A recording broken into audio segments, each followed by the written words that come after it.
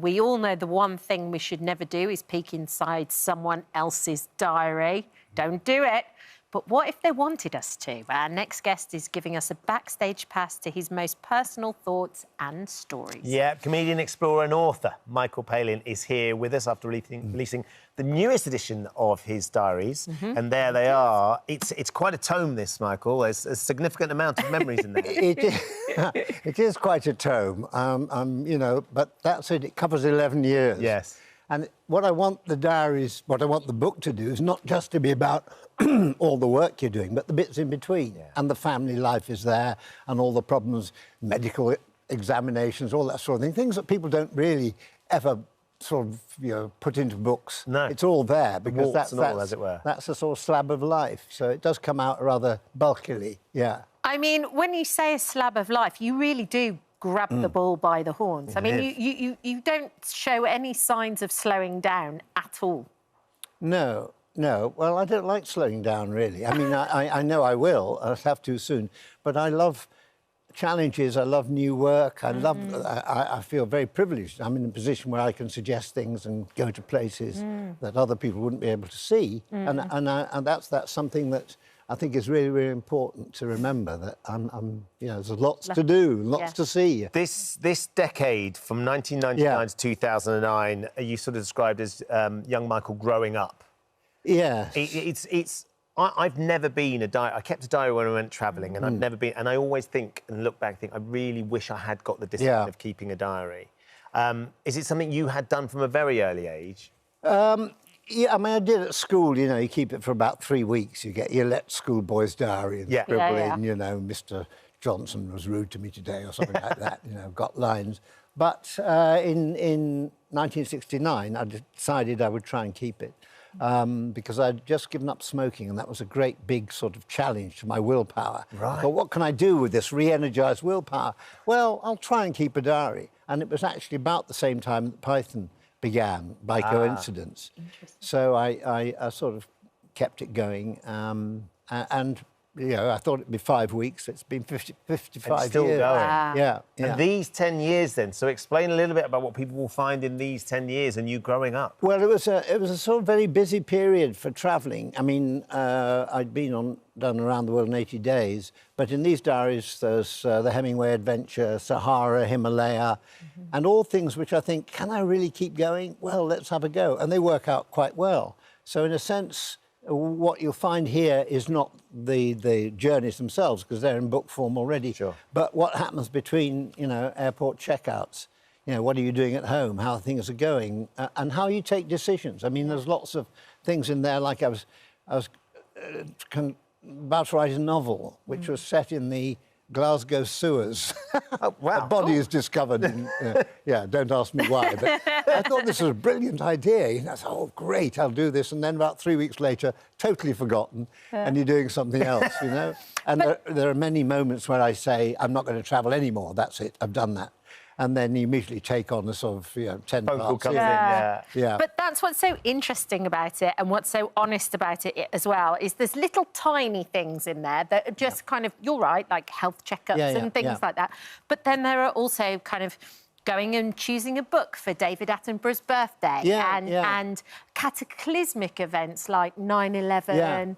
When you were in because I was in New York, actually, when 9/11 happened. Okay. And what was so interesting in reading the book was there was, even in New York, there was this level of the unknown, and you didn't know what was going on. Yeah. And you had a similar thing almost in the Sahara. We were absolutely in the middle of the Sahara. Right. You couldn't have been in a more remote place. No. And, you know, there was no television then. We got sat phones so we could find out what was happening. But that was almost more alarming, because you could hear dreadful things about people jumping out of buildings and all that. Yeah. And without it being in context. And also, there was a great fear at the time, and you probably remember it, that it was going to spill out over New York to Paris to London. Yes. There was my wife back home. What do you say when you're in the middle of the desert? So that was a kind of weird time.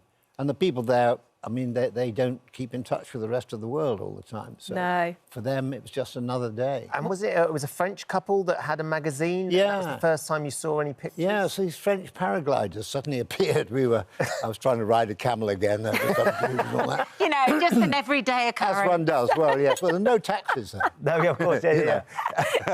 And we're going over the dune, and then suddenly these paragliders come in. They're French and all dressed up very smartly and all that sort. They've got all the gear.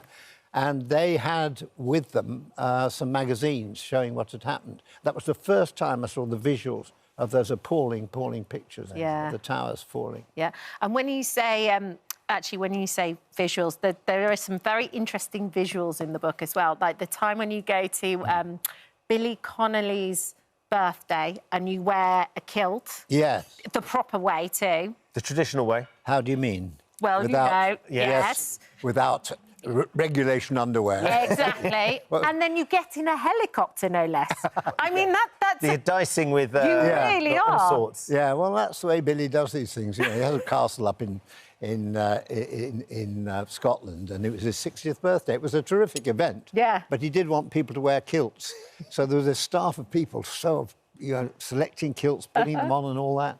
I never realised how heavy a kilt is. They are, as a garment. Yeah. So... But you could have had a terrible wardrobe malfunction. I could, yeah. Awful. It could have been Especially dreadful. getting into the helicopter. Yes, and with Chrissie Hynde, and then you thought that Brian Wilson was going to get in the helicopter as well. Oh, yes, they said, I was with Chrissie Hynde and my wife, and Chrissie Hynde, she's a goddess. Of course. Anyway. Sure. And so we're just waiting for Brian Wilson. I said, Brian Wilson?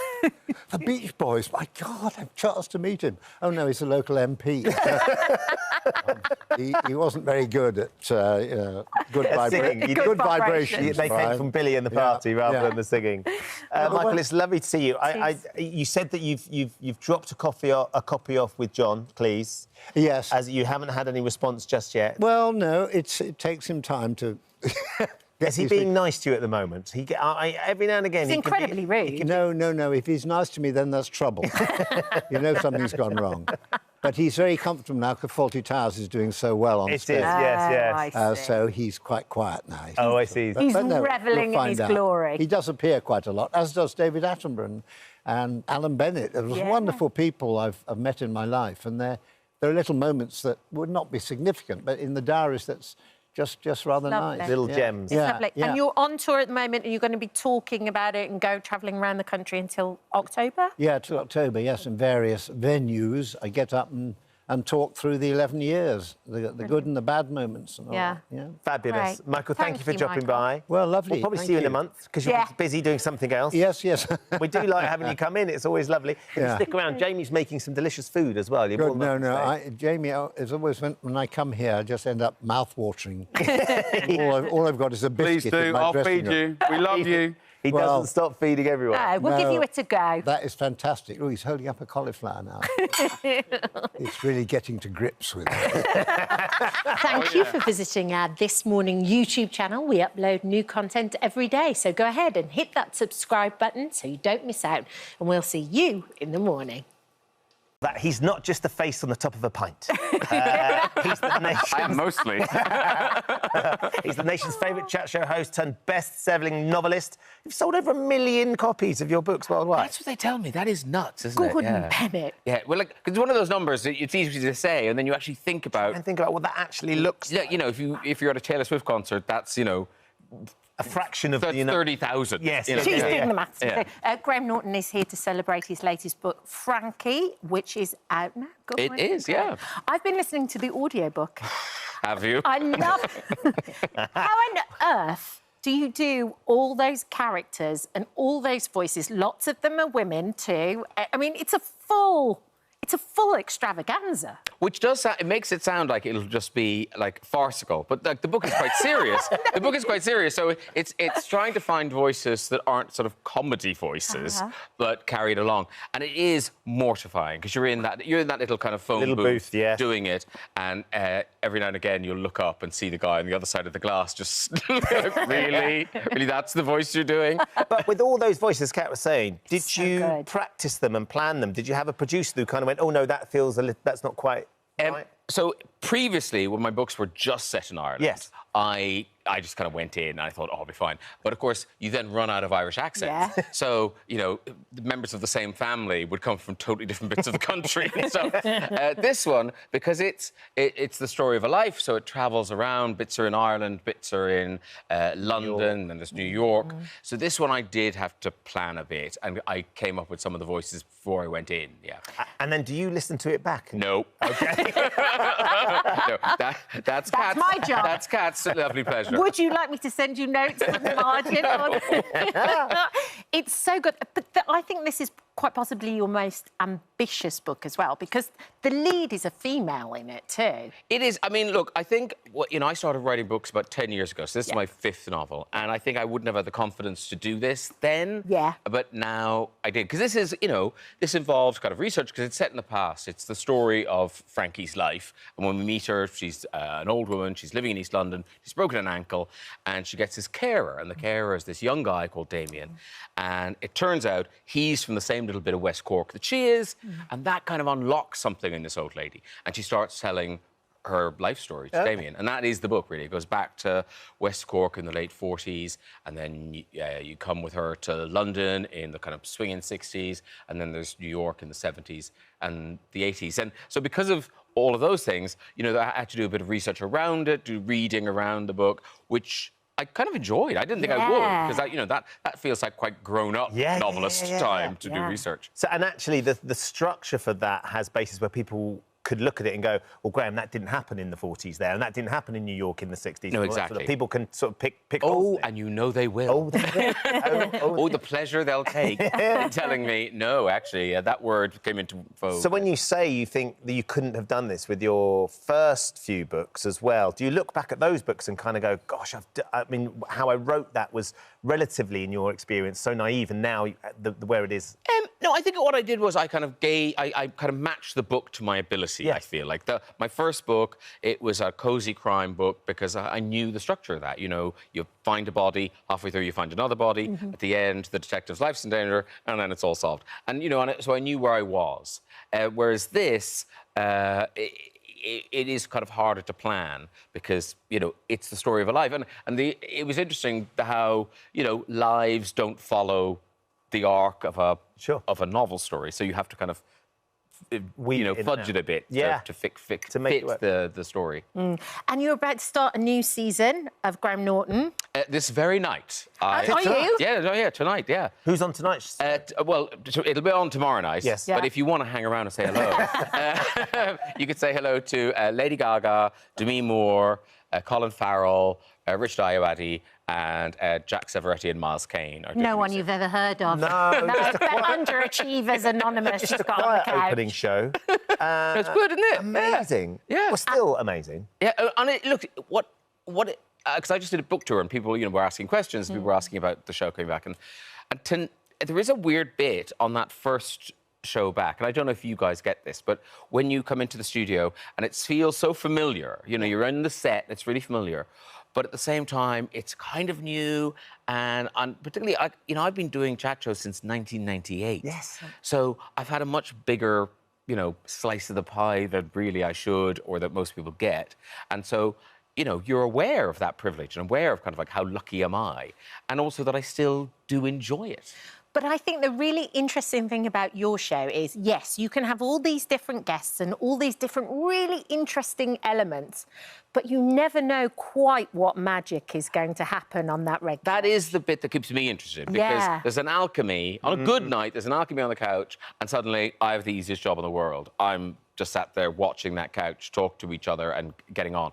Other nights, I'm doing some work. I'm really stirring it, trying to make some alchemy happen. Profusely. I loved the one where you had to remind Judi Dench that you'd met her in a club. Poor old Judy.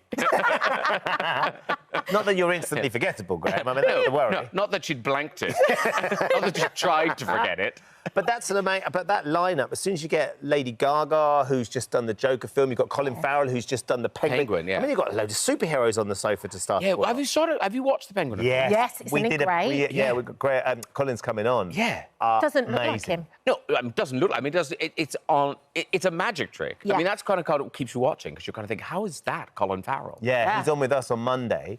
You've got a big lineup though because he's gone now, but you've got Jamie coming in as well. There's an amazing sort of thread of guests that you have that want to come back as well, which I think is always testament to how much fun I was going to say contestants, the guests have when they come. Yeah, everything's a game show. Yeah. Demi Moore, everything to play for. You're going to go for it. Just what? You're going to risk it. Yeah. Your other job coming through. You're a game show host as well now, by the way, so don't go pointing fingers. But I think that's testament to how much fun they clearly have when they come on. Look, I don't know how much. I mean, if it was that much fun, they'd come on every week. But but they obviously don't hate it. They obviously don't have a horrible time, or they wouldn't come back. So yeah, I do take it as a sort of compliment that we get return business. And are you loving having your weekends free? No more radio show. Does it feel quite indulgent as you roll over it? It is. It took me a while. You know that kind of thing. 'Cause for a while, it feels like you're on holiday. Yeah. And Because you've done weekends for how long? Weekends on the radio? 13 years. 13 years. 13 Radio years. 2 and then at Virgin. Yeah, Radio 2, then Virgin. And I think when you're single, it's fine because it's just working. Then when I was married, it's hard to tell your partner, oh, by the way, we're busy every weekend for the rest of our lives. Yes. So I always think it's a bit annoying having to leave them in bed. Oh, that's very annoying. Do you know what I mean? Because you're looking thinking, oh, I just want to be... I mean, obviously you love the job, but you kind of like, it just reminds you that, Saturday mornings and Sunday mornings are for having a little lie-in. Yeah. So now that's what they are for.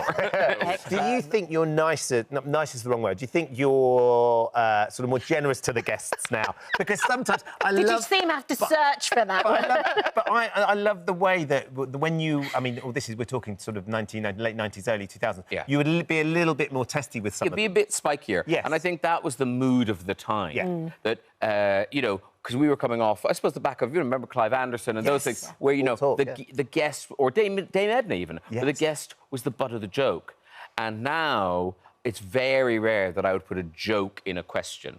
Now it's the guest, we want the guest to be funny. And I agree. I think it's a more generous thing now. There's a big shift. Yeah. And also, my big thing is to try and make the questions shorter. Like, back then, the questions would go on for 15 minutes, and people would be going... In what way? Give us an example. No, it's that weird thing where, you kind of go, so when you were in America, I mean, on the West Coast, I know you've lived on the East Coast, but when you're on the... And just that's more you qualify yeah, and put it in. Constantly qualifying. It's just like, oh... Shut up. Shut up. But you learn from it, though. Did you ever have anything go horribly wrong?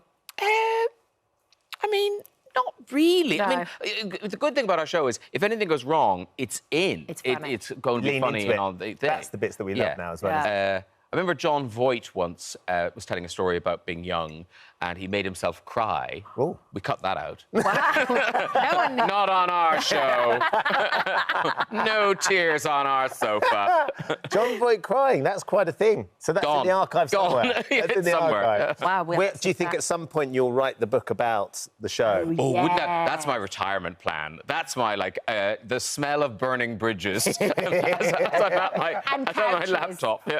We'd be ready. Graham, thank you so much for popping Well, no, in. thank Amazing. you. Thank you. lovely It's to have so you here. good. And his new book is out now, Frankie. And the new series starts tomorrow night. That's it. As ever, and it's just an absolute treat to have you here. Thanks, Graham. Thank you. Oh, hello. Thank Thank you for visiting our This Morning YouTube channel. We upload tons of new content every single day. So hit the subscribe button, like all the videos, and don't miss out. We'll see you in the morning. Bravo!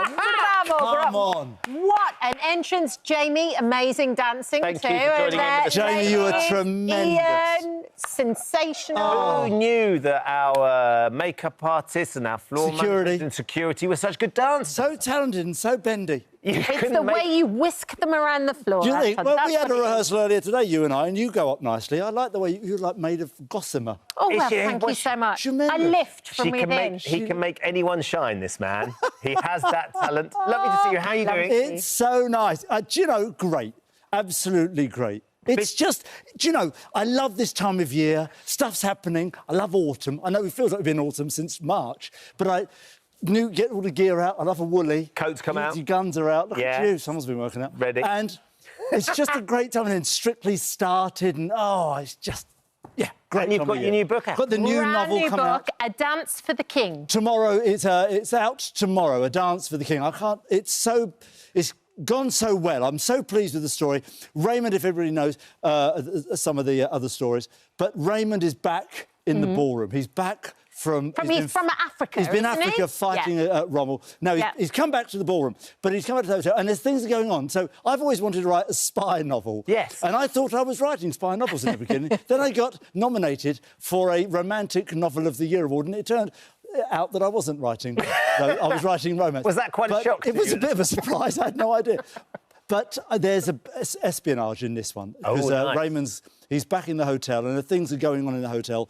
Meetings and conversations are being had, and upstairs, sort of, the powers that be have said, would you mind keeping an eye on things and keeping an ear to the ground? And also there's a big performance at the Royal Albert Hall, which means a lot to me, because I've performed at the Royal Albert Hall many, many times over the years. Is that one of your favourite venues? Favourite place. It's an amazing thing, It's isn't it? just tremendous. But you've never performed for the King. But I've never performed for the King. And now we've got a new king. And, of course, the King was very important during the Second World War, him and his relationship with Winston Churchill. And now we've got a king, suddenly. And I just thought it was a lovely sort of synergy there. And so I've always wanted to perform for the King. Maybe one day I will.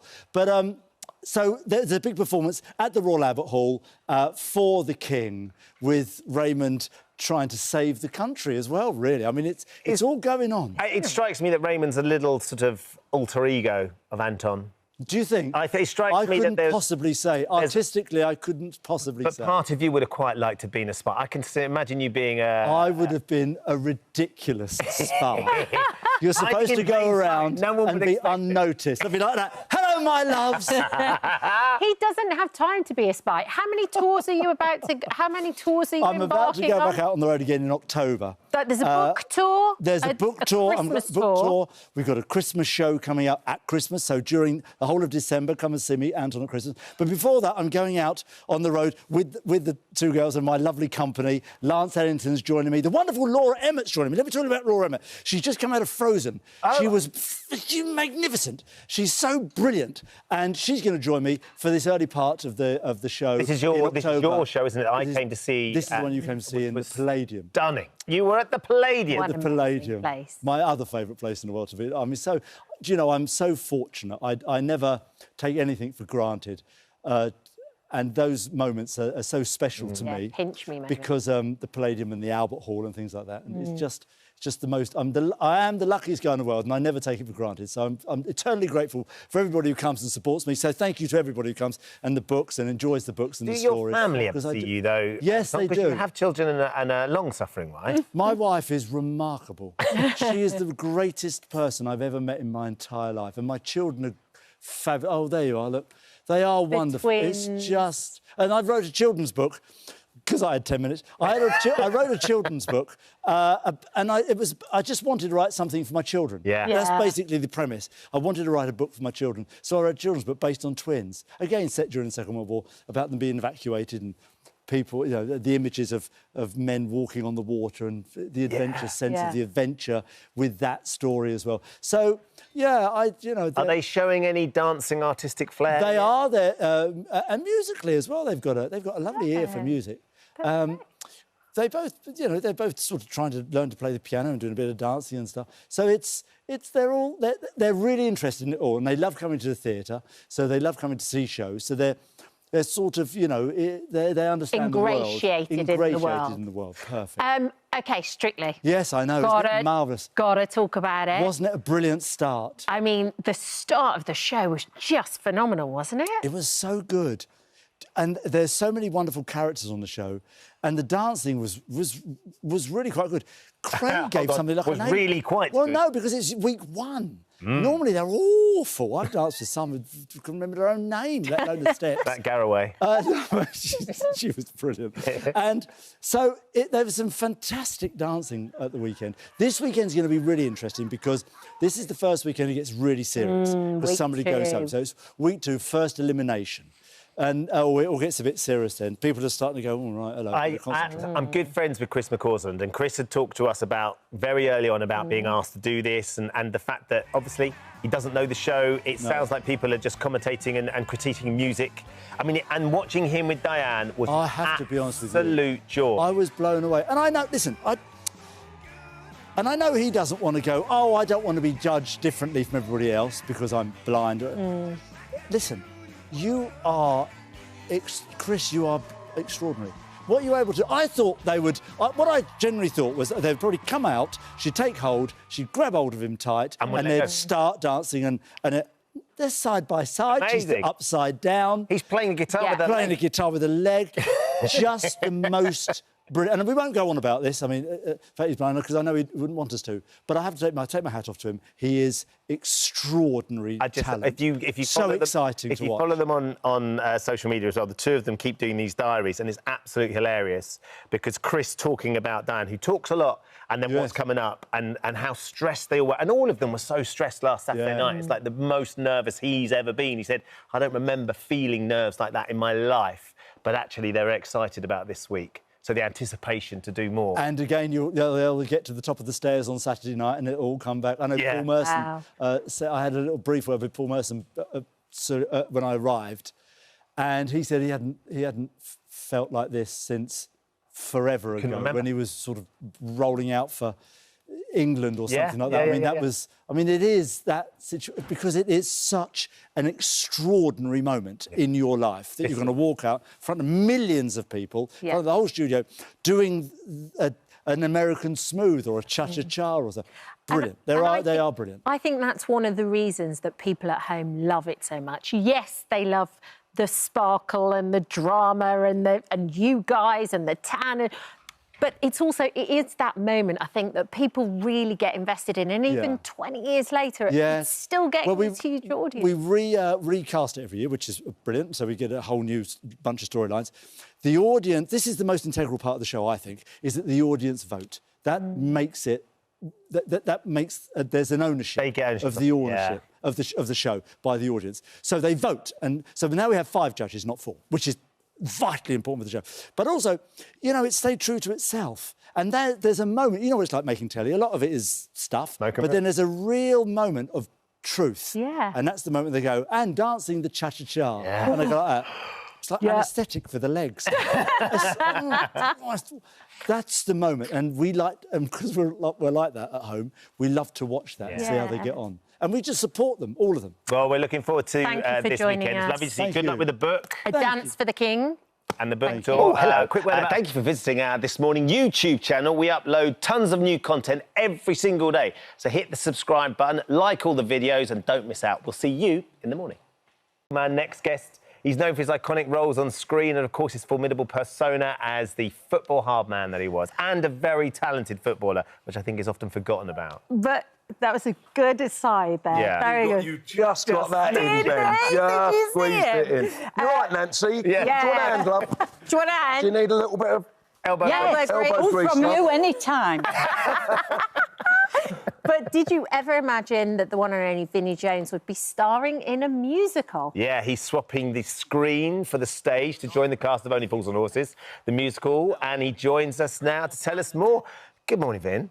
Morning, Benjamin. Now, look, we've known each other for a long time, and I know you can sing, and you did X Factor, of course, but this is quite a departure, going from sort of what we've seen you do more recently, so being in The Gentleman or doing the show about on Discovery, living on your country estate, to actually going into a musical itself. That's a big shift. Well, I did the X Factor. Years which was great. Simon wanted me to do that and help me through that, and I thought that was good, but I was numb, obviously, when I did it. I don't remember too much about it. Yeah. And then I spoke to CJ Ranger, the director, and Phil McIntyre, long-time friends, and we went to Chelsea, and she said, we got this idea about this musical, and we're going to do Fools and Horses, and I just thought it was a magnificent idea, but it was 6 or 7 years ago. Yeah. Right. And I went, great, not for me, I don't really want a little walk-on, walk-off role, see how it goes. Anyway, it's open to rave reviews in the West End and everything else. You've been. He's been to see it. He said it was absolutely brilliant. Great night wonderful. We went to see it, and it's an emotional, funny ride. You know, it's not just slapstick and laughing all the time. It's quite emotional when Rodders is leaving, Del Boys are like, what am I going to do? And then that emotional side of it, I thought was great because we can all relate to that and the comedy. Yeah. So they rang me a little while ago and they said, you know, we're starting again. They started at Bromley on Monday. Yeah. Blew the tiles off the roof in Bromley, the first opening night, and I said, I'll come on for Christmas. Yeah. And I'll do 17th of December for a couple of weeks, and then I'll go up to my birthday on the 5th of January. So and then that's it, done and dusted. And then I got the gentleman after that. So hold on, who do you play in Only Fools and Horses? Danny Driscoll. So who's he? Danny is the local scary geezer. He's the heavy. And he's the heavy. And he lends the money and things like that. And Del Boy, for the wedding, he borrows some money off Danny for Rodders' wedding. And Danny Driscoll was in the series. Was he in one or two episodes of the series, he was in a wasn't couple, yeah. So, and he's got a little brother, Tony. So, like, the funny one, he goes, oh, hello, Danny, how are you doing? He goes, I see this Del Boy. He goes, I see your brother ain't with you. And he goes, yeah, and he comes out from behind me. Perfect. So, Daryl, a lad called Daryl, he plays it brilliant. Brilliant. You're singing and dancing in this, Finn. They haven't told me I'm dancing. I've done a couple of rehearsals, Ben, so I don't know what they've told you. But, no, I will. I think it's one of them where, like, now I've got a bit of time to start rehearsing it and learning it. Yeah. But my hat's off to theatre people. I mean... It's hard work. 2 hours? I mean, at least we can... You know, I go in makeup sometimes and, you know, have I got any dialogue this morning? You know, what? Yeah, you have. And you do it in the makeup, you know what I mean? And if you get it wrong, away you go, you can redo it. But to see these people perform for 2 hours is amazing. When was the last time you did a performance live? Because the audience is there. X Factor was live. It would have been that long ago. Well, the funny thing in X Factor as well, I kind of dropped myself in it because if you get in the bottom two, you have to have another song. Sing off, yeah. And I was like, I ain't learning 2 songs. Are you joking? Really? So, you've got to have 2 songs. And I drove the vocal people mad and all that because I was like, leave me out. Is that fair? Lovely fair. So anyway, when I ended up in the bottom 2, I think they did it on purpose. So they said, what are you going to do? And I said, well, I know a nice little Irish ballad. And I'll do it with no music. And they said, how does it go? Good and I went, Lord. Just give me a chair on the stage. So I got on there and they just literally spotlight chair and I sang a little Irish ballad off the cuff like that. Boom. Just winged it. Boom. I winged it and then I said to Simon, I didn't mind winging it because I went, the lad from Glee, there was a lad from Glee doing it. Yeah. And he was fantastic. Amazing and obviously voice. he wanted to be a singer. And I said, OK, very good. He's come. I said, Michael, thanks very much. I walked on with Dermot and I went, I'm done. See you later. I'm going home. And Simon went, no, you ain't. And I said, no, he wants to be a singer. I don't. I'm going back to LA to play golf. See you later. And Simon went, no, he's out. Wow. I love how Simon tried to argue with him as well. Don't argue with him. But mine was more of an act than the singing. Do you know? I was jumping off telephone boxes. Telephone boxes are higher than you think, do you know? Got to be careful of the knees. These days. The knees. What about The Gentleman? Because we loved it. That first series. Yeah. Jolie Richardson came in here and we were saying, we haven't seen anything like it in ages. Well, what's happened, really, my life's gone right round full circle, 360, you know, with everything. And then I was actually at the farm and I was just having a little walk about the farm and he said, where are you? I said, oh, you know, I was looking at some road here at the time. And he went, I might have something for you. This is Guy. It's his Guy. So I said, OK, good. Weeks go by, which they do with Guy, you know. And I'm on the... What's he doing now? He's doing Hercules, he's doing this. No cool. Next minute we get a call. We're doing the Netflix of The Gentleman. The film. So good. And we want you to be the gamekeeper. So, which is great, because I had a go at that as a kid. The old man had a go at it as well, you know. So it's come 360 because, you know, I lived the other side of the M25 in a little village called Bedman near Abbots Langley. So we were the countryside side of the M25, do you know what I mean? So we were all out birds nesting and ferreting and fishing on the canals and, You know, so that's how we kind of grew up. So, and then the country show came from that. Yeah. Which I have devoured. You've got a new series of that, Vinnie Jones and the Countryside, I think the 18th on Discovery Plus.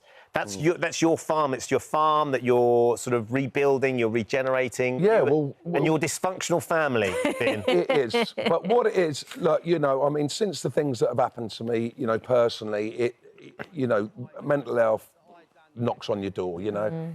And so I've kind of thrown myself into it to sort of say to lads, look, I'm not a psychologist on it, but I can tell you how I dealt with mine and how I'm still dealing with it. And the same with the alcoholism. You know, I'm 12 years now, and how do you keep going? How do you, you know, go through that tragedy and still stay sober? And I just tell lads that, how I keep going, you know, I keep swinging. Yeah. You know, I say to the boys, keep swinging, keep yourself busy. But what I've kind of learnt lately is sometimes you've got to stand back a little bit, you know, because you get exhausted. And if I haven't got something in the diary, like for tomorrow, I start panicking.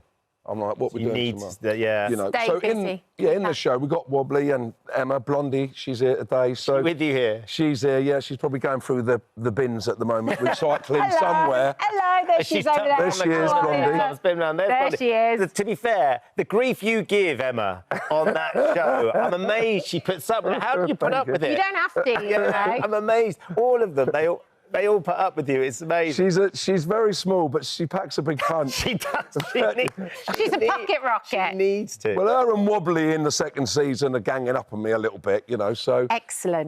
They've got to keep you in check. No, and this is great. We've just come to the end of that, so that will be coming out in November. That's the 18th. So we're absolutely full on now with Danny Driscoll and Fools and Horses. And when I say go around 360... I grew up with it. It's part of me. It's part of my footballing life. It's part of the crazy gang. And now here we are. I'm doing I'm back with my old mucker guy. Yeah. And I did ring him as well, actually, when I got the offer. And I said, what do you think? Of the musical? Yeah, I'm doing a musical, West End musical. And he went, absolutely. Absolutely. Because, you know, he's a bit younger than me, but we grew up with madness and Look, there you are. Look at all of you. Look how young we are there. The troublemakers. Stevie Graham there as well. And troublemakers. Look at Brad. Did you take him to the dogs, actually, when he went Walthamstow, Did you really? Yeah. What did he think? Well, he rang me. I think he was staying at the Dorset and he rang me and he went, what are you doing? And I went, I'm going dogs. You know, must have been a Thursday night. Yeah. He went, what's that, at the stadium? You know, I said, yeah. He said, oh, do you think I can come on board out my head? I said, yeah. So his driver came on. I said, come round the back, because we had the owners and trainers bit, walk up the steps. And my table was right there in the corner. Yeah. And, you know, I used to go Tuesdays, Thursdays, Saturdays. Yeah. Regular. Harry Redknapp would be there, Joe Kinnear, all the boys, you know what I mean?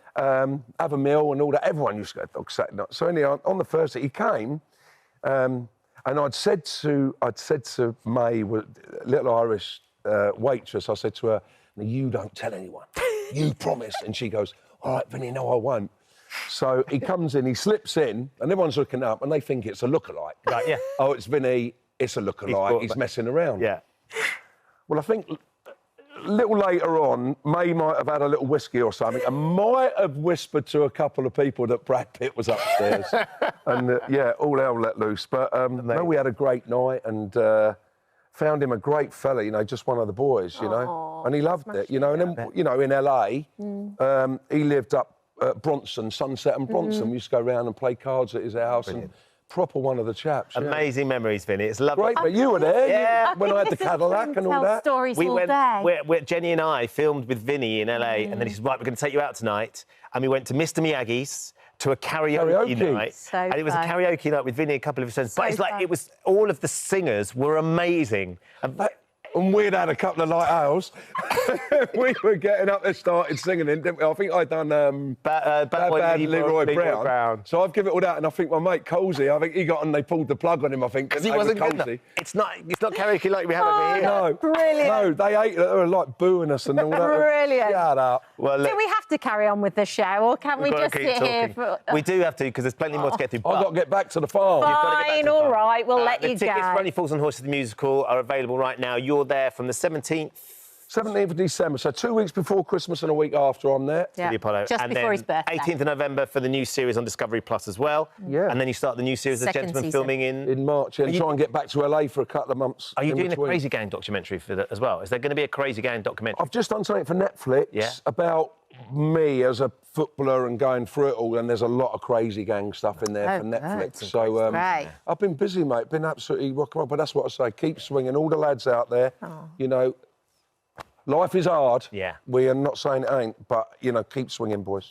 Vinny, thanks for coming in. Thank you. Thank you for visiting our This Morning YouTube channel. We upload new content every day, so go ahead and hit that subscribe button so you don't miss out. And we'll see you in the morning. So good. I'm not giving it We up. didn't have enough time to eat, so Very we bought it with greedy, us. very greedy. But we haven't got any for Keith and Not Brian. sharing. There's some on the way. John's They're doing here. it. John's doing it. Lads, lovely to see you both. You too. Lovely to see you. Boys Life going global. So I'm going to just say, this is kind of a reunion as well, isn't it? Because we've all known each other for so long, but obviously everyone was off doing their own thing. And we're all back in the same building again. Can you believe it? We've And you managed all with your LA tan and everything. Well, Still got it. ish. Still got it. It's fake. Ben, but This is a Brian little- obviously didn't get the clothes memo of the navy and the chinos Yes, this you've got to morning. go to the chino with the collar. But, I mean, it's an interesting thing, that, though, Brian, because all of us, I mean, since you boys launched West Side, then West Life, of course, because I was saying to Kat on T4, I introduced you are a many magical years man. ago. Here you go. Thank There's you. some Oh, voice. John. Thank you, John. Thanks, you. John. Lovely, jubbly. But I introduced you in the band when you were called West Side. That's before right. You had to change your name. Yeah, So because that it was... might have been your first live performance. I think it was, what was that, late 98, Yes, maybe? yeah. I think I just put watercress in my hair. It looks good. I look Hawaiian. I look Hawaiian now, look. You look all Grecian god. Yeah, we were called West Side, and I think there was some kind of a band in America, you know, one of the kind of the West Sides. yes. So we had to change it. Yeah. Yes, We had a lot of course. names. We were called IOU first, which was horrendous. Wow. I've heard you've been called some other names as well. I know, yeah. Louis called us different This names. time in the day. No. But it was a different time. I Yeah. mean, I think we even feel that. Like, there wasn't as much there wasn't so much of a microscope on everything. There wasn't social media. No. We didn't get kind of berated for, like, you know, over the internet or anything like that. It was a great time. Yeah. You know, I have to say, we talk about it all the time. We miss it so much. SMTV, CDUK. We were just talking about it earlier. You come in on a Saturday morning, you'd see all the other bands that are out at the same time, like S Club and Five and Blue, and everybody hung out together. Yeah. And it was just a lovely little atmosphere. And that's kind of all gone in the music industry now. You know, everyone just kind of goes off and does their own thing. Yeah. Which, you There's know, it's definitely sad. less environments, isn't there, Keith, for bands to launch and perform and do live in front of the audience? Well, the music business has completely changed now for streaming and downloading and Spotify and Apple Music. Back in the 90s, you know, our fans went into HMV or Virgin Megastore and bought their CD, and the Gallup machine would click on it, and then you'd know who sold so many singles that week, and that's how the charts were decided. And then you get to 7 o'clock on a Thursday night, Top of the Pops. You know, and as CDUK. Not the Yeah. Pepsi chart show. There were so many platforms for bands back then, but there's just no platforms anymore. And the fans queuing up, the frenzy when the new album or the new single was out was real. Well, I remember Kat getting so excited on a Saturday morning when Boyzone would turn up in the studio, and Kat, like, she used to have to be calmed down. Oh, yes. I needed to go for a lie in a dark room after and be patted down a little bit. Cat and Slash. She went off and married an Irishman because of it. It was the best I could do. Yeah, there you go. You did all right. Isn't it?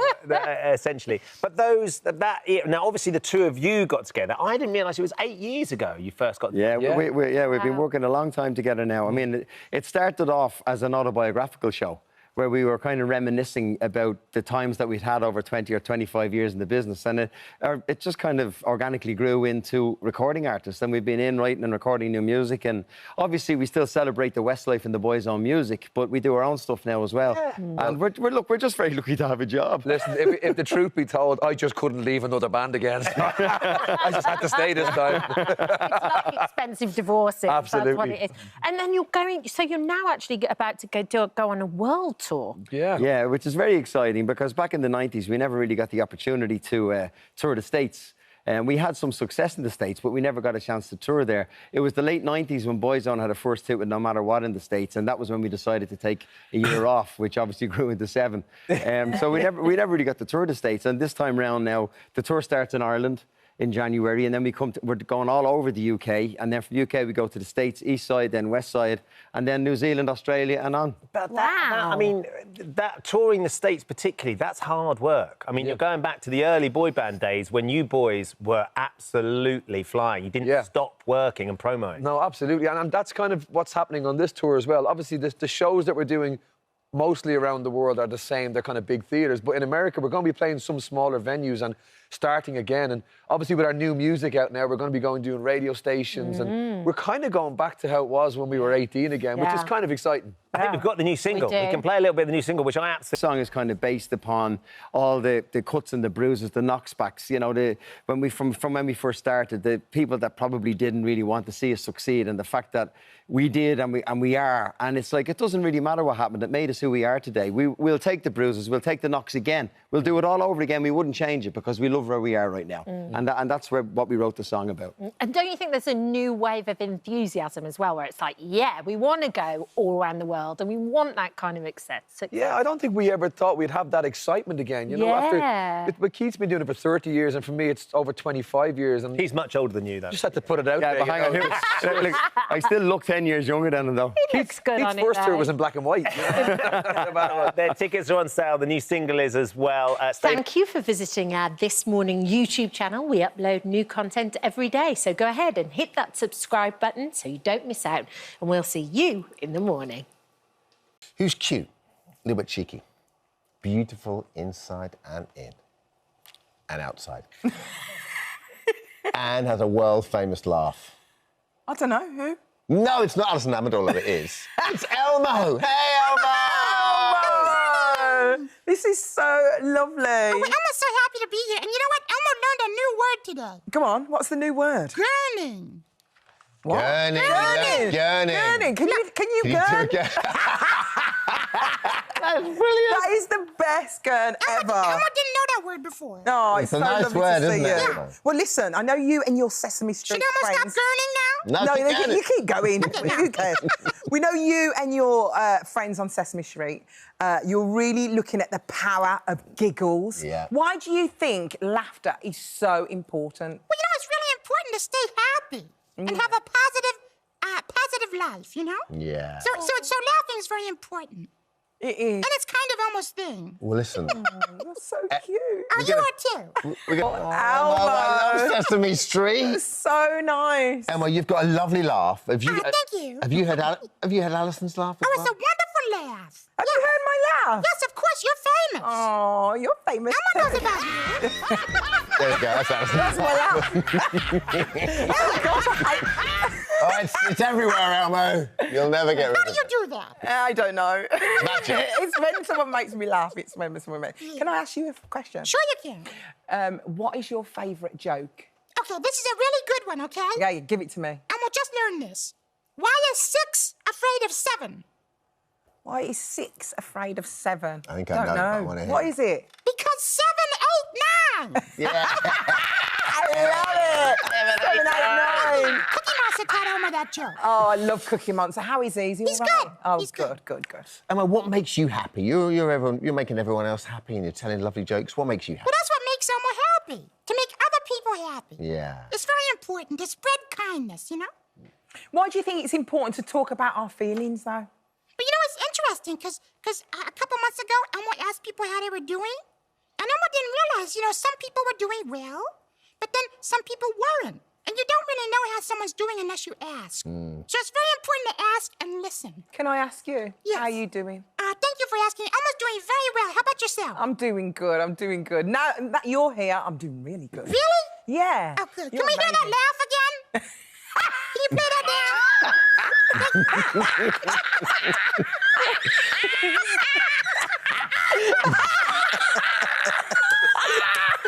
Rusty Lee on me. That is so good. Elmo wants that sound, okay? A nice sound, isn't it, Elmo? You are so cute. And on Sesame Street, got lots of different friends. Yes. We've loved Sesame Street for ages and lots of different needs. One of your friends, Julie, has autism. So how do we welcome Julie into the neighbourhood? Yeah, Julia. Yeah, she's wonderful. Julia moved to Sesame Street a couple years ago. And Julia just does things in her own way. Yeah. But was really cool because we still have a good time playing together. Nice. And you've even got your own late-night TV show, haven't you? I mean, if you could choose anyone to co-host with you. You two. Both of us together. Yeah, would you come? Would we come? Hang on, were you surprised by the answer? A little bit. You were banking on pure Hammond, weren't you? I was a little bit upset, if I was honest. I thought he can't hear. I thought it was just going to be me. I thought No, do you know what? We come as a package. I'm fine. So two of us can come and host on your show. That would be nice. Anytime. Oh, that'd be so lovely. Lovely. Yeah, it's a really cool show. It's called The Not Too Late Show with Elmo. Oh. Well, mate, you know, we've been at it a while, but you are a natural. So can you give us some advice? I mean, part of your job is interviewing people. Yes. You get to interview people all the time. What advice would you give? Research. Yeah, thank Elmo has a crack research team at home that does a lot of Googling. Yeah. For the guests. and then Elmo knows what they're all about. You know? Yeah. I love you. Elmo loves you too. I really do. Elmo's so happy to be. Elmo loves London. It's one of Elmo's favourite places in the whole wide world. Well, we're so glad you're here. And I'll be honest with you, I used to watch Sesame Street. Yeah. All the time. I used to love it, absolutely love it. And you have so many celebrity guests on the show. That's true. Have you got anybody who's been your favourite? Oh, that's a really hard question. Favourites are hard. Yeah, come on. But we had Mr. Dan Levy. Yeah. He was really cool. And let's see, Ariana DeBose came by. She was wonderful. Like? Oh, she was great. We sang a great song with her. Did you? Yeah, and Brandy Carlisle did a song with Big Bird. Yeah. It was really fun. That's lovely. I love Big Bird. Remember Big Bird? on our coach. She's lovely. Oh, my gosh. She's really nice. Do you remember Big Bird? Yeah. Yeah, someone remembers Big Bird. I love Big Bird. Elmo knows Big Bird very well. And you've spoken to some wonderful people, obviously, down the years. Good Robbie Williams. Do you remember anyone particular who's so good at making you laugh? Well, Mr. Robin Williams was wonderful. Oh, but, you know, Elmo really loves lots of people. Like, you know, Ms. Whoopi Goldberg has been really cool to hang out with. We're good friends. Well, Elmo, the last thing I'd like to say, if anybody's out there and they're feeling a little bit down, what would you say to them? Elmo would say, is this on the close-up of the wire? There we go. Let's put you on a close-up. Hi, thank you. Elmo loves you very, very much. And Elmo hopes you have a wonderful day. Oh, and on that note, thank you so much for joining us. Elmo. Thank you. Lovely. Thank you, Elmo. You're gonna come host the show? Oh, I'd love to. I would love to. Look after yourself. Okay, you too. Thanks, Elmo. Package deal, I'm coming Best to. day. Thank you so much for visiting our This Morning YouTube channel. We upload new content every single day, so go ahead and hit that subscribe button, and we'll see you in the morning. And Mo Gilligan joins us now. Good morning. How you guys doing? We were just talking about Fallon. Oh, yes, man. It's a pleasure to meet you guys, though, man. I grew up on my screen watching you on SMTV Live. And I see you every other afternoon on Tipping Point. Yes, man. We haven't had you on Lucky Stars yet, Mo. How do you think you get on with the machine? Oh, I think I'll be quite good. Yeah? Yeah, because every time I watch it, I always say, yeah, slot number one. Put it in slot number one. Yeah. You're ready. It goes down. Yeah. You got your tactics? Yeah. Got to have strategy. So I'm ready. I'm ready for the call. Strategy. Right, we'll do it. I'm ready for the call, Ben, man. Yeah. We've got to talk about how it all started and you posting on social media. And now it's like the trajectory is off the scale. Like, literally, you're going on a global tour? Like, so few people can do that crossover. I never take it for granted. Just from starting off on social media. Yeah. And I think what I love now is seeing how social media exploded, where, you know, people who have, you know, they're baking or they're cooking and how they can go viral as well, how it's kind of broadened it. But for me, that's how I got my start. I was working in retail, which I say in my stand-up, and that has massively helped when it comes to talking to people, especially when you got to go across the pond as well. It's, you know, the language of laughter is always the same. Everyone says ha, ha, ha the same way, but you just do it in a different style wherever you go. So when you say retail, though, Mo, what sort of things were you doing and selling? And is that sort of where you started performing? Do you think? Yeah, I'll be honest. In retail, I worked in some glamorous places, man. Did you? Yeah. Come on, hit us with Yeah, I was in the Apple store. No. Yeah, nice. Yeah, so if your phone was cracked, I'll be the guy. Do you know High what I mean? end, yeah. Yeah. I worked in Reese as well. Oh, smart Yeah, big up Reese. Yeah, they still give me some free stuff every now and then, man. Yeah. And I have this thing now, because I've worked in retail so long, if I go into these shops, I have to put things back the way I found it. Because I remember being that person when someone goes in and they leave 10 items in there. And you're like, come on, my guy, you could have taken it out. So you go in and help out? Yeah. Oh, yeah, sometimes, yeah. And I still get that, excuse me, do you work here? And I'm like, well... Funny you should say that. If only you knew. But the level of success is thank you.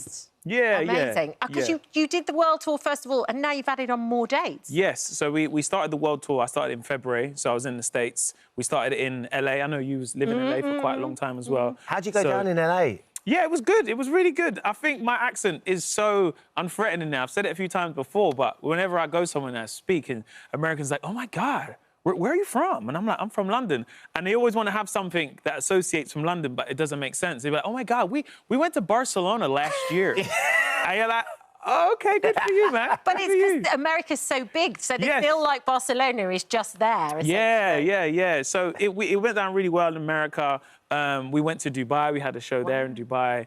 Australia was beautiful for us. Yeah. New Zealand. But now coming back home, we're in Europe now. We've done some shows in Scandinavia. But like coming back to home is where the heart is. So I'm enjoying doing some shows in the UK. I think tickets go on sale for the new dates tomorrow. Yes, yeah. But now you're going global, though, Mo. Where's the strangest place you've been recognised? Because that's the thing I find. It's, as Kat said, it's been so stratospheric. Yeah. It's only 2017 that really you were posting. That's right. 2024, you're doing a global tour. Yeah. Have you sort of walked into a bar somewhere in sort of Dunedin and gone? Yeah, sometimes it's not so much where it is. It could be the place. I went to this rock bar, and because I really like playing pool in my downtime.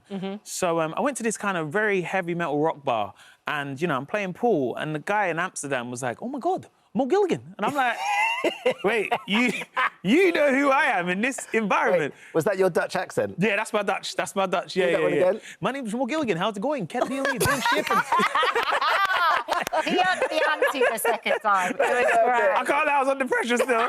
It was so good. What about your mum? Does she come on tour with you, like... Because I know that she's featured sometimes in the tour. But she actually she doesn't mind it, though, does she? So my mum doesn't mind. I've always said we have a good trade-off because, you know, I do mention my mum, but then when it comes to, you know, like Christmas time and birthdays, my mum knows. My mum lets me know, she said, birthday coming up. By the way, I would love to go on a cruise, maybe to the Caribbean. And I'm like, I'd really like a convertible. Yeah. So we have a very good trade-off. My mum doesn't come to any of the shows outside of London. Right. She always comes to London, but everyone knows when my mum comes. Like the security know because she turns up. You know, my mum, she brings some of her friends. And, like, she's got her seat. She's like, hey, how's it going? She's like the mafia don where she comes in and she's like, yeah, you're right. Yeah. Mo's mum, by the way. And everyone's like...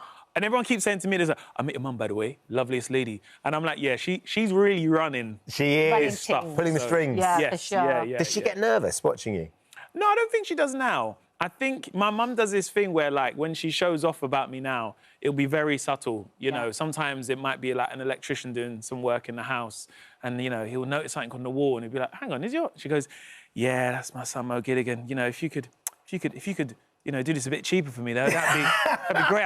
I could sort out some free tickets for you. So, yeah, my mum's very good at just, like, she's a very good hustler. I love do you know that. what I mean? I get that from my mum and stuff, so, yeah. It's so brilliant. I love the fact that she does that and she's like the mafiosa. Oh, yeah. charge. When my mum comes, everyone knows, whether it's TV... You know, when I used to do shows here at Television Centre, my mum would come and everyone knows. They're like, oh, that's Mo's mum. Quick, open the door for her. Yeah. Let's plop up the cushions. So, yeah, but, you know, I'm always doing this for my family and my close friends to make them proud and be a good representation of myself. So, amazing. Mo, thank you for dropping by. No worries. I'm sure for we're going to have having more me, time. man. You must come back Yes, and do I will, some man. more. If there's more cake, I'm always here. Yeah, and Matt Singer's coming back too. Yes. Amazing. We've got more. Great. Yeah. More. That's more what we Mo. want. Can't have enough. And the tickets go on sale Tomorrow. At 10 a.m. Manchester and London. Awesome, Steve. Wonderful stuff. Thank you for having me, guys. Thank you for visiting our This Morning YouTube channel. We upload new content every day, so go ahead and hit that subscribe button so you don't miss out, and we'll see you in the morning. Now, over the past 6 weeks, we've seen them travel 1,200 kilometres across South America while battling storms, sleepless nights and carrying heavy bags on their backs. Someone packed a few too many beauty products. Tonight, though, Kelly Brook and husband Jeremy Parisi make it to the last checkpoint. But can they do it before anybody else in the final of Celebrity Race Across the World? Lots of highs, lots of lows. Lots of lows. And one diva. Yeah, Jeremy, actually. Jeremy. So competitive. Like, the most competitive. Jeremy, how much did you know about the show when you signed up to do it? Did you understand what was going to be involved? Yeah, I knew everything because we watched the other season. Right, okay. So I was aware of the show, but when you don't do it, like, you don't know what you don't know. You don't know how hard. No, you don't know how hard it's going to be. They try and tell you, don't they? They did sit us down and say, "Look, it's really, really hard. The marriage might not survive." but I think we were ready for an adventure, weren't we? We hadn't had a honeymoon either, so it was win-win for Jeremy. He didn't have to pay for a honeymoon. But I think he didn't have to pay for beds either at times, so we didn't want to. I know. But I think that was what was so nice about it is your relationship was really lovely to watch. Did you have some doubts going into it? I don't think so. We've been together 10 years. We've been married 2 years. We've had all sorts of ups and downs in life, you know, and I think we were ready. It's a frivolous adventure, you know. Ultimately, you're travelling around the world. You're seeing things you're never going to see again in your lifetime. And it was just too good of an opportunity. Our lives take us in very different directions. And so to be able to come together and share that experience, it was wonderful. And we don't regret it at all, do we? No, it wasn't amazing. 6 weeks without credit cards, without phones, without all the tech and all the stuff that we sort of usually surround ourselves with. What was that like? You actually liked it, didn't you? Yeah, it was with the first day when you give your phone. Yeah. Wow. And you're so prepared that you don't think about this after because you're so race-focused. Right, okay. And once they give you back your phone, it's like, wow, it's quite weird. Like, what I'm doing with this it's little like you don't thing. really want it back, isn't it? No. You want to speak to people, continue to speak with people, asking the road. And we actually had a conversation, didn't we, for the first time in 10 years? There were some lovely moments in it, though. That moment when you went to the vineyard and you were tying the vines. And so it felt very Italian, actually. Are there going to be moments where you're going to maybe go to Italy? Or we'd love to. Because there was that was in discussion. Well, we're actually going to be going and filming on Jeremy's farm for you guys. For us, yes, weeks, don't you? So we are. Yeah. Amazing, that would be wonderful. Who are they going to be meeting? Auntie Teresa. Teresa, Bruna, a lot of people. Pasquale that makes the wine. Paola, Miguel who makes the pizza. Can we come? Can we do the live show from there? Is there enough rooms? Like, can we just turn up? So Kelly, I know you, we've known each other and worked together for years and years and years, but you've never struck me as particularly competitive. You've always been up for trying things and going for it. But it strikes me that, Jeremy, that you are very competitive, and the idea that this is a race is an important part of the process. Like, you want to have the adventure and enjoy it, but were you quite focused, Jeremy, on winning? Was the winning the thing that was driving you as well? At the beginning, yes. Oh, at the beginning? A lot. I just wanted to win. I was race focused, and when you go ahead, you realize, like, with the money, you say, can I finish it? Yeah. So at the end, I don't want to win. I just want to finish it. Right, okay. Like the last 2 weeks, I say to Kelly, I say, I don't know if we can finish it. Oh, really? The last 2 weeks, I said to her, I say, I don't know. And you don't think about the win anymore. No, you don't think about the win. You just literally want to finish it because it's humiliating not to, because then you've just really not raced very well at all. And I think there were the 3 things. I wanted to finish the race. Well, we wanted to finish the race. We wanted to not run out of money. And I didn't want to be hitchhiking. Well, tonight, I can't say all of those dreams came true. We have a little clip from tonight's final of Celebrity Race Across the World. Let's have a see. The bus broke down.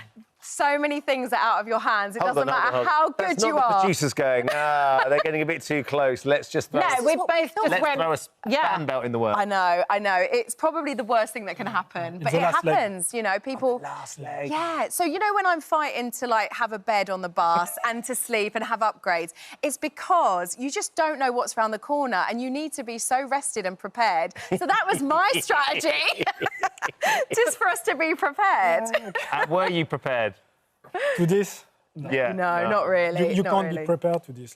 Do you think it's going to change how you travel in the future together? Like, where you go and how you do it? By bus. You mad? No! I couldn't wait to get my phone and my credit card back and just, like, book a nice holiday. Because you were carrying all your luggage as well, right? Yeah. Beauty products, mainly. Yeah, mainly beauty products. I was leaving lots of, like, expensive serums in hotels and whatnot. But so if you're checking into a hostel somewhere in South America, there's some really lovely products that Kelly left. Because had to be sacrificed. But it's so funny because what we've loved about it is, like, so many people are coming up to us and they're a part of the show and they love the show. And it's so interesting that they bypass me now to go to Jeremy and they're like, you're so competitive, I'd be just like you. And this cab driver was, like, shouting across the road yesterday. And they were like, come on, Jeremy, do you win?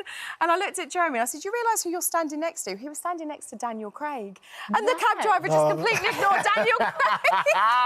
No, I was with the art and sunglasses. Said you're a celebrity. celebrity You're now. more famous now. Yeah, but the thing is, you can't help but get invested with it. Yeah, like that's it. from the It's really moment you infectious. start, you can't help getting invested. What about the other competitors? Did you get on with those guys? We really did. I mean, we all kind of meet up at a checkpoint and we don't really know if what they're telling us is the truth. So you're always a little bit suspicious of that, aren't you? But now we're watching it.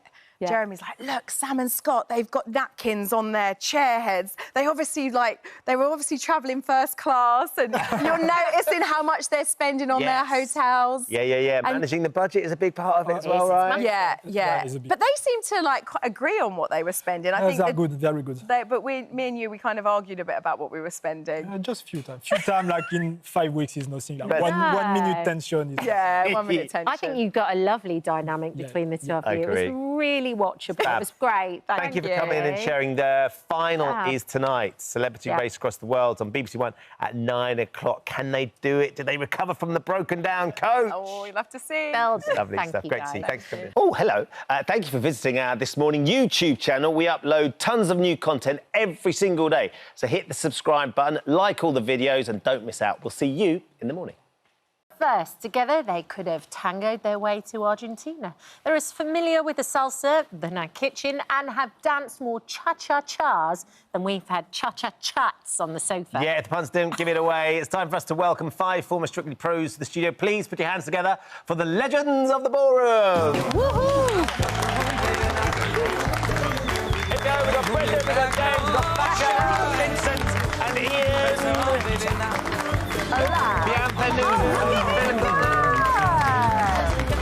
What do you know, Brendan? We just rehearsed it. We said thank you, Ian. At least someone. Space back here, right back at the back.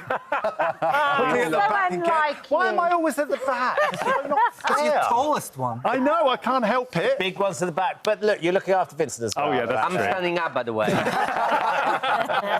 I mean, this has got trouble written all over it, hasn't it? The fact that you guys are going on tour together, trouble. I can't believe you let us on a television show together. No, quite frankly. I mean, we haven't been on the floor with each other for, we were saying, what is it, 13 years? A long time. So it's really nice to be back. Lots of banter, as always. A lot of fun. A lot of fun. A little bit of dancing. Yeah, and a little bit of dancing. Our poor choreographer. Yeah. Scott Coldwell, he deserves a trophy. Yes, he A does. medal, I think. Medals, trophies. Brendan, tell us what. So the 5 of you going off on tour. What can people expect? What's it going to be? I'm kind of hoping people expect, obviously, dancing. We are dancers. But more so than that, it's about the old school of Strictly, if you like. The 5 of us on the same stage. It's actually the first time we'll ever be on a stage together as a whole. Because you were never all in the same series at the same time. I left before Pasha came in. Yeah. So, Oh, the good old days. Did he take your yes, job? the good old days. He took my job. Took your job, Pasha! I never knew that. We just tell him the name of the tour. Go on. Legends of the Dance Floor is what we've called ourselves somehow. And look, nostalgia, the beauty, the old school, some very exciting new choreography. Some of that we're struggling to keep up with because we're old. Right. We were thinking of changing the name to the Geriatrics. We've kept it as Legends. The Strictly Geriatrics. Strictly, yeah. It's a little bit Cocoon catchier. 3. It's what happens when you retire. It is. But I think for the audience, they're going to experience something very, very different to what's out there at the moment, and we'll have some incredible fun on stage with some amazing dancing. The set is incredible, so it's just a proper show. And lots of stories. Yes, because Okay, that's so what everybody wants to hear. Are you going to do gossip again? There's chat. Lots of nostalgia. Okay. You know, things that have happened in the past and things like that. So. Can we talk about all that on Yeah, yes. Well, also, when you say nostalgia, I mean 20 years. 20 years. It's a long time since. In 2004, When you we started. started back series Yeah. 1. Who won that year, Brendan? I can't remember. It was a long time ago, 20 years ago, mate. 20. Do you remember it fondly? There are aspects of the show that you remember. It's just the amazing times and the nerves and the we didn't know what it was going to be. No. Strictly was this little growing thing, and it boomed. It's all over the world now. So that was 2004. Vincent, when did you start? 2006. So you were a couple of years after. So you'd seen the sort of the evolution of when it started. I did on Saturday indeed. night. Yeah. I actually joined Strictly the year before to choreograph an Argentine tango group number. And then they've asked me to be part of the show. I see. So that's how I started. And what's that like then? Ian, you were in the first one as well, weren't you? Second series. Second but series. we did 2 in the first year, so it was still still 20 years ago this month. September of 2004, I started with Series 2. Yeah. And do you think it's changed very much? Because even the format... They've got chaperones now. Yes, you're not allowed to say that. Sorry. Do you think they need them? Yeah, I mean, it was... No. It's a different show. It was just a room with some curtains, wasn't it? Yeah, it was. But it was hide behind the curtains. The judges were sort of sat on each other, weren't they? They were sat on the same table next to each other. It's grown so much. The production value, what they can do with the cameras, the choreography is fast. I mean, it has grown massively. Back in the day, there was a beauty about it that is different now. Yes. But like everything, shows grow, and they, more lights, more bells, more whistles. There was a magic about them. You're all very proud of your part that you've played in Strictly. You've won, you've performed. It's been amazing. Well, you haven't. I won Dancing on Ice.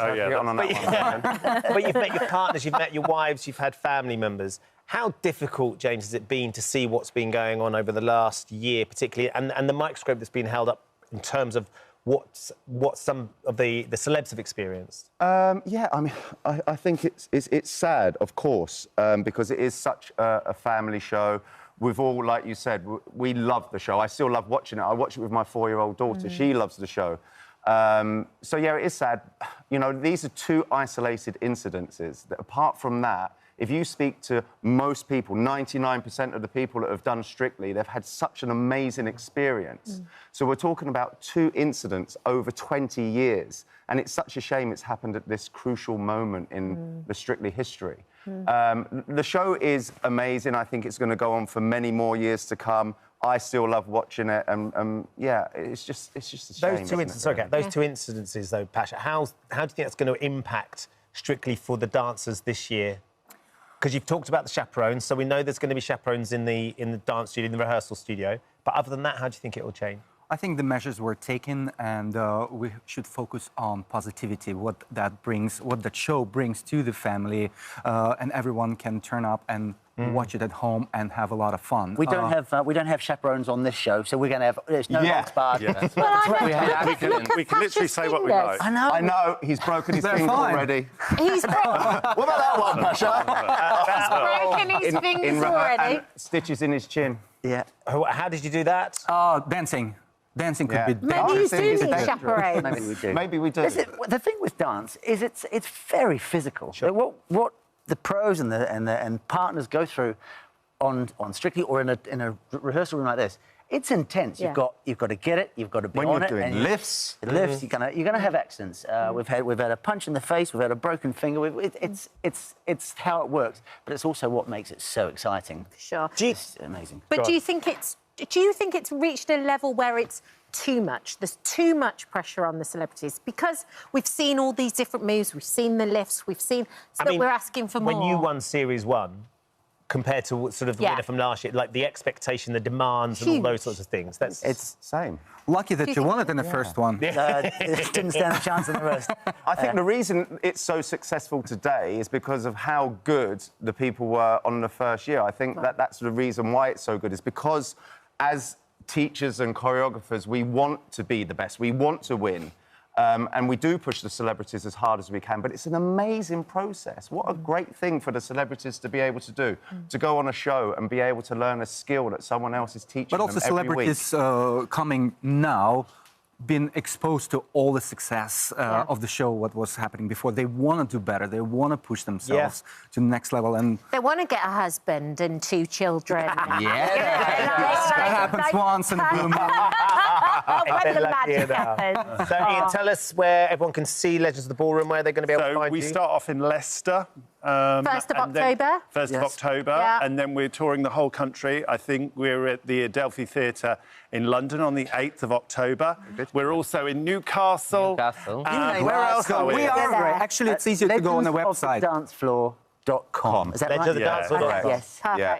And you're going till the 18th of October. Well, thank you very much indeed. And you guys are going to give us a helping hand in a minute as well, I think. Are we? You are. Yes. We're Giving you the memo now. Yeah, Brendan. Is it this again?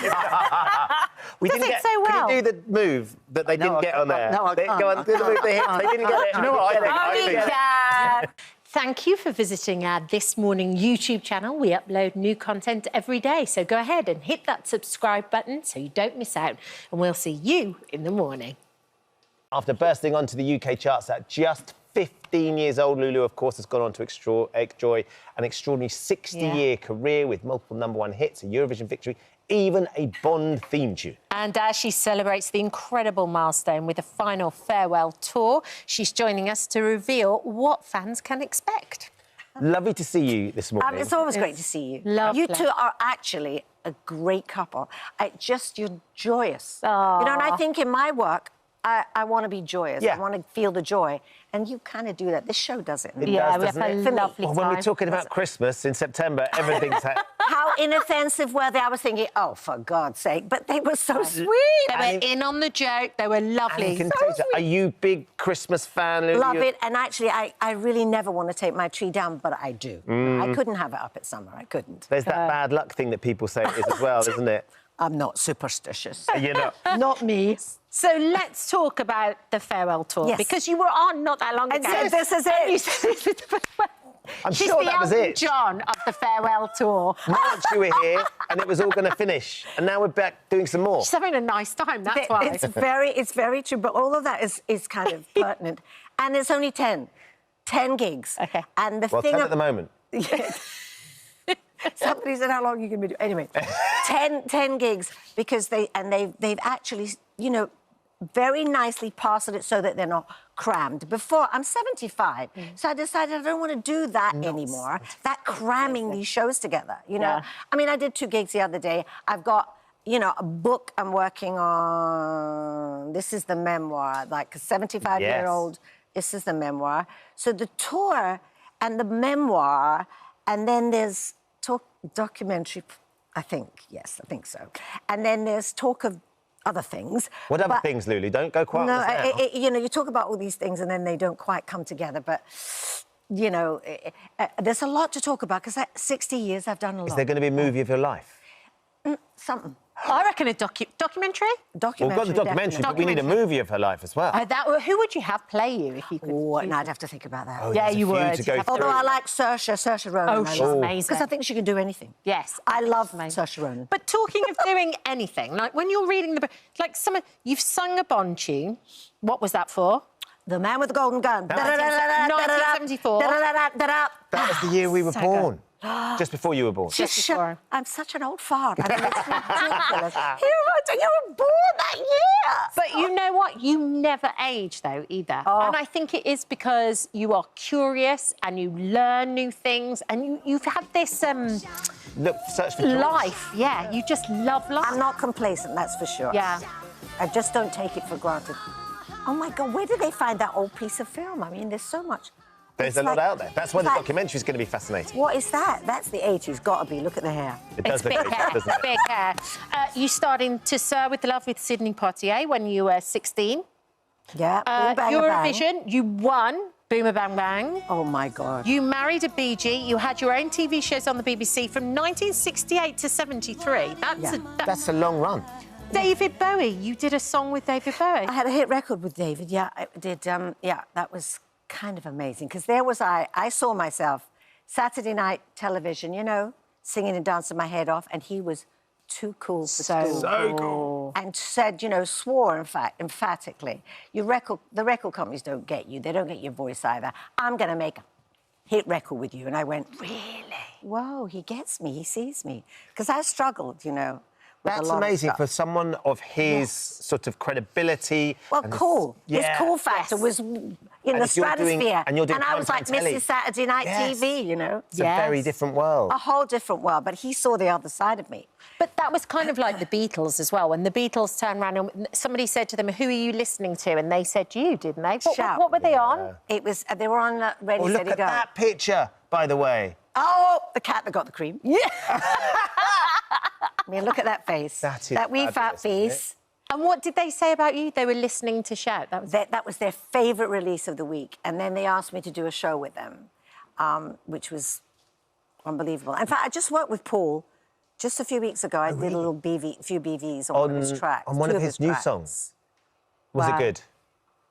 What do you think, Paul McCartney? Yeah. It's certainly not bad. Can I just ask, but even though you know him and obviously you go back a long way, when you're there doing backing vocals for Paul McCartney, one of the Beatles, have you still got that, gosh, this is...